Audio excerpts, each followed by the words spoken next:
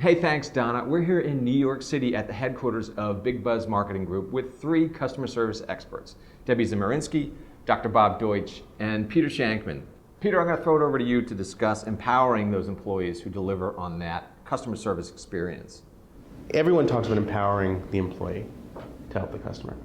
But I think that when you empower an employee to help, when you say to an employee, you can go out of your way to do something for the customer, if you have to give them that permission or almost make it a task for them, then it's not a customer service issue anymore, it's a hiring issue. Ritz-Carlton goes through a huge process to hire their employees because they don't want just anyone. They want someone who wants to help, who actually wants to be there and wants to solve problems. Yeah. I think there's an important implication here too, which is put your money against hiring the right people and forget training. Exactly. You can't train a person to be responsive, a real human being, initiatory. So Deb, I'm going to throw it over to you. Let's talk about culture. You and I have worked together with brands to develop the right service culture and then hire for it. At most premier organizations, you mentioned Ritz, Nordstrom's, the people you always hear about, Southwest, Disney, they know that it's about hiring for the culture. So when we talk about right fit hiring, Disney's philosophy is we hire for attitude, not for aptitude. I can train you to do just about anything I need you to do. To Bob's point, I'm looking at you to say, will you be able to deal with our guests? Will you be able to take care of the guests? We'll give you the parameters and we'll give you the leeway to be empowered. Disney does. You can get out there and take care of the guests, but you have to be the right type of person who's going to want to do it, thrive on doing it, know how to do it, be able to make good decisions. So Disney's always looking to hire for that. I want to go back to something that Bob said earlier, and he said, it's about people. Customers now, it's all about them. They don't care how you make it happen, and price is not usually an issue. One thing we know at Disney, and honestly, if you price out any type of, let's say, tourist attraction, it's outrageous. Price is never an issue for Disney, and they'll tell you this, unless we don't deliver on the magical experience. We don't get complaints. When I worked for Disney, we didn't get complaints about price unless Disney messed up and didn't fix it and didn't make it right, or just didn't deliver on that emotional feeling that people expect to have, because it's about expectations. Much of it's about expectations. There's a great book called Peak, How Great Companies Get Their Mojo from Maslow, and they've got a Maslow type of triangle in this book, and it's called the Maslow of customer service. And the very bottom half, where Maslow would have basic needs, it says meet expectations. If you're meeting your customers' expectations, you are barely staying alive. You are not even maintaining competitive advantage. If you're exceeding customer expectations, you will have some success. In poll after poll, the average percentage is that 80% of companies think that they're delivering, 88. And now it's 88, they're delivering. Right, and only 8% of the customers actually feel like they're getting superior customer service. How can you run a company and not be any more connected to your customers than that? And it's because companies go around thinking we know what the customers want, and they don't bother to take the time they think to about them as find customers, out. not They as think people. about them as customers, not as people. They don't take the time to find out what is it that really gets you excited about doing business with us. What is it that really makes you loyal? What are the things that we do or don't do that would make you come back again and again? Consumers will just continue to move around and defect until they find a company that does deal with their particular behavior. They're not going to change their behavior for you. They're just going to change companies that they deal with. Do you know in the 60s to change a bank, it took 3 weeks and no less than 8 visits? And if you were a woman, forget it, you had to bring your husband. Today, Right. TD Bank, on their homepage, switch to us button. You click that button, 2 clicks, your money's over. You have to understand people, and your products have to fit into people's lives. People's lives don't have to fit into your company. So you better damn well know something about people and people's lives and how they experience their life. That's right. Whenever I talk to businesses, I have a shameless plug, I have a book called Zombie Loyalists. And it's all about making the customers you have deliver the customers you want. The biggest problem I see is companies, we're at 9,999 followers, our 10,000 follower gets a prize. Translate that to screw you, original 9,999 followers, we don't care about you. It's like bringing the girl to the dance and look at a better dealer the second you get there. If you focus on the customers you have with these little tiny things, these little insignificant things that cost you nothing, but again, bring the person back from being a number.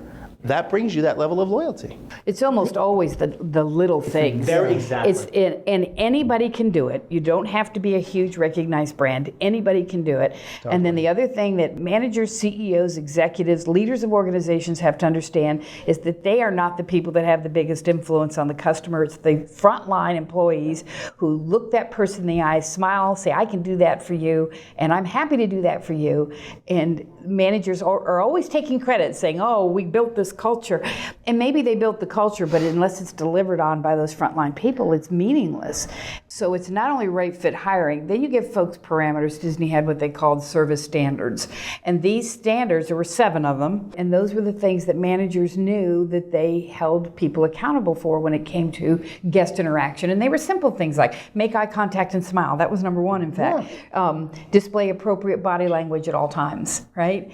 So it was those things. We don't lean on trash cans. We don't, fold our arms. All of those things. And they had just 7 of these simple little service guidelines.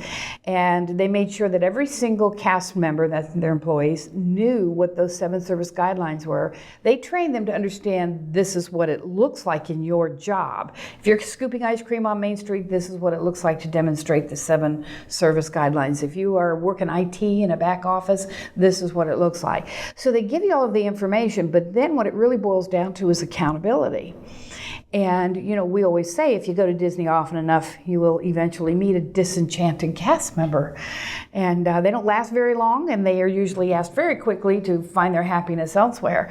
But, and they hold to that line. And so it is about hiring right fit, and then it is about giving them everything they need to be successful. But the third thing that so many companies don't do well, because managers tend to shy away from it, is that accountability piece. And it's every single supervisor's, managers, and executives' responsibility to not only role model the 7 service guidelines themselves, but then to hold the employees accountable. Those who are not doing it, there has to be some consequences for the action, right?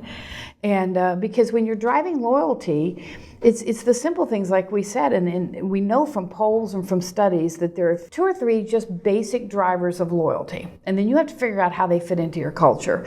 And the first is delivering on the experience. And the experience is every point of contact. If I go to your website, is it easy for me to find what I need? Is it easy for me to purchase it? Is it easy for me to contact someone? If I go to a Disney theme park, do I enjoy that experience of the ambiance, the environment, the contact with the people? So it looks like different things to different companies, but you have to deliver on the experience. And not just what you believe to be the experience, but what your customers are telling you is the experience that they expect and want from you every day. And then the second big thing is to build relationships.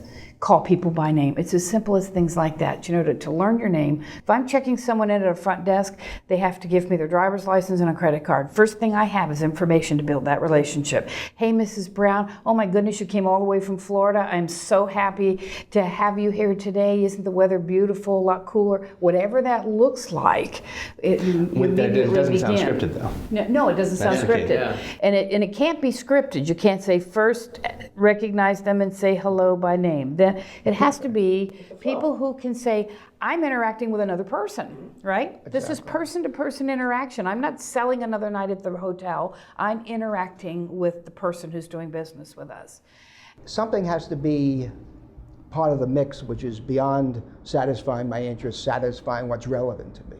That's commodity. What you have to do is, what we said before, is give people something surprising, unexpected, and let them take that as a provocation to explore something about themselves and the experience that was beyond what they were there for. So it's really a self-expansion issue. It's not a satisfaction with what's relevant in the status quo. It's a tall order, but in one sense it's simply stated. Get people right, and remember, you're people too. Exactly.